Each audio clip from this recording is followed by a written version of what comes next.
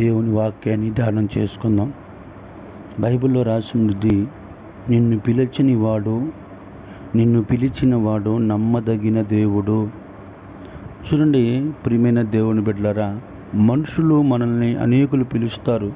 నీకు సహాయం చేస్తాను, నీకు మేలు చేస్తాను, నీకు నేను అది చేస్తాను, ఇది చేస్తానని ఎన్నో చెప్పొచ్చు. కానీ వాళ్ళ మాటలని మనం వినినప్పుడు మన ఆత్మీయమైన జీవితంలో మనము నిరుత్సాహంగా తిరిగి రావాల్సి వచ్చేది. ఎందుకంటే వాళ్ళు చేస్తానని చేయరు. ఎందుకంటే నా ప్రియమైన దేవుని ఒకవేళ చేస్తానన్న 1-2 చేస్తారు, కానీ మనకి కావలసిన ప్రతి విషయంలో చేయడానికి వాళ్ళకి అవకాశం రాదు. ఎందుకంటే వాళ్ళు మనుషులు. నీ ఆత్మీయమైన జీవితంలో నీవు నమ్మదగిన దేవుడి దగ్గరికి నువ్వు రాగలిగితే, ఆయన నిన్ను పిలుచుకున్నాడని నువ్వు నమ్మగలిగితే ఆయన నీకు సహాయం చేస్తాడు. నమ్మదగిన వాడు ఆయన నీకు సహాయం చేస్తాడు.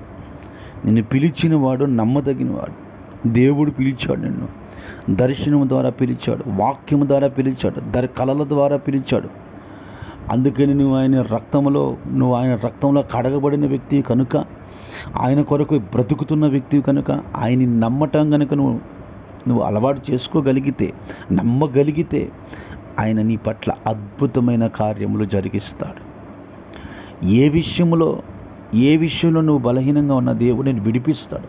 నీ కుటుంబ విషయంలో బలహీనంగా ఉన్న విడిపిస్తాడు. నీ ఆత్మీయ జీవితంలో బలహీనంగా ఉన్న విడిపిస్తాడు.